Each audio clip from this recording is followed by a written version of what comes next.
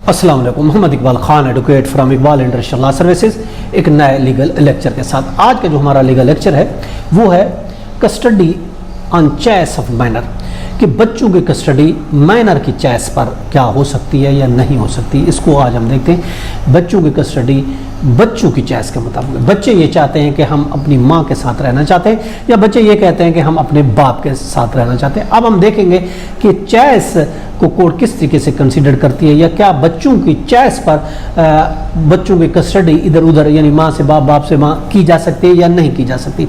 बच्चा देखें, अगर उसकी काफ़ी उम्र है, ओल्ड एनफ जिसको कहा जाता है बच्चा, अगर बच्चा ओल्ड एनफ है, 12, 13, 14 साल का बच्चा है, इसको कहा जाता है ओल्ड एनफ बच्चा।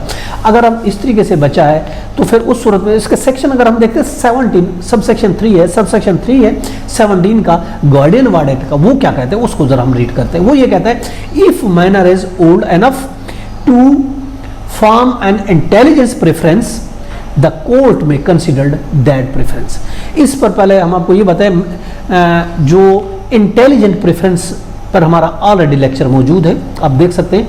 तो 17(3) में जो गार्डियन वार्ड एक्ट का है वो यही कह रहा है कि अगर बच्चा ओल्ड एनफ है तो बच्चे की इंटेलिजेंट प्रेफरेंस को देखा जाएगा। बच्चे की जो इंटेलिजेंट प्रेफरेंस कोर्ट उसको कंसिडर करेगी, उसको प्रेफर करेगी। ये सेक्शन 17 का उसका सब सेक्शन 3 ये कहता है बच्चा अपनी ख्वाहिशात का इजहार करता है तो उसकी जो प्रेफरेंस भी एक किस्म का ग्राउंड है जो कि हम क्लेम कर सकते हैं, जिसकी बेस पर बच्चे की कस्टडी का फैसला हो सकता है। ये एक प्रेफरेंस पर भी ये भी एक ग्राउंड है कि बच्चा एक ख्वाहिश का इजहार कर रहा है तो उस पर भी फैसला हो सकता है। उस पर रूलिंग भी हम आपको दे रहे हैं हाई कोर्ट की 2003 है, CLC है page 1265। 2003 civil law cases page है 1265।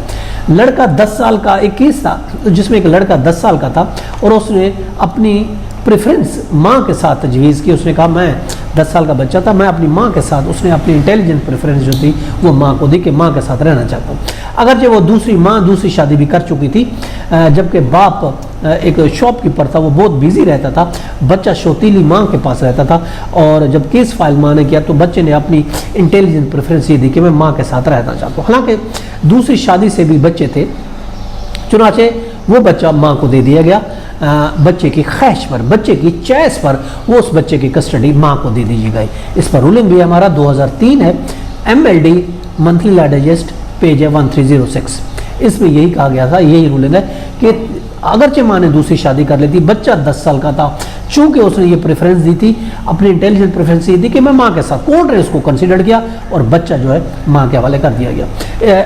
अब सेक्शन 10 सबसेक्शन 3 जो है उसमें लफ्ज़ में इस्तेमाल हुआ है, में, और उस कोर्ट में बच्चे से ज़रूरी नहीं है कि कोर्ट उसकी चॉइस पूछे। देखिए लफ्ज़ में यानी पूछ भी सकती है, ज़रूरी नहीं उसके लिए लफ्ज़ मैंडेटरी लाजमी शुड नहीं इस्तेमाल किया गया, बल्कि में इस्तेमाल किया। में का मतलब है कर सकती है, पूछ सकती है।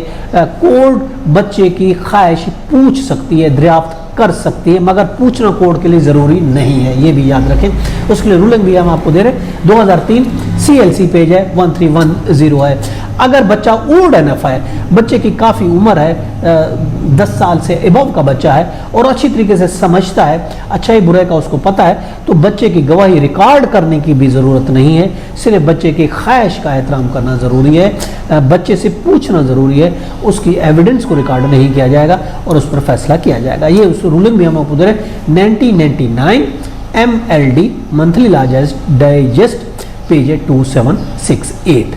ये हमारा आज का लीगल लेक्चर था कि बच्चे की चॉइस पर कस्टडी, ऑफ कोर्स बच्चे की चॉइस कर कस्टडी भी माँ दे सकती है। में का लफ्ज़ इस्तेमाल हुआ, उसको कंसिडर कर सकती है, ज़रूरी नहीं है। ये था आज का लीगल लेक्चर। इसके साथ इजाज़त कर फिर मिलेंगे। अपना और अपने गिरदों का बहुत ख्याल रखिएगा। अल्लाह हाफ़िज़।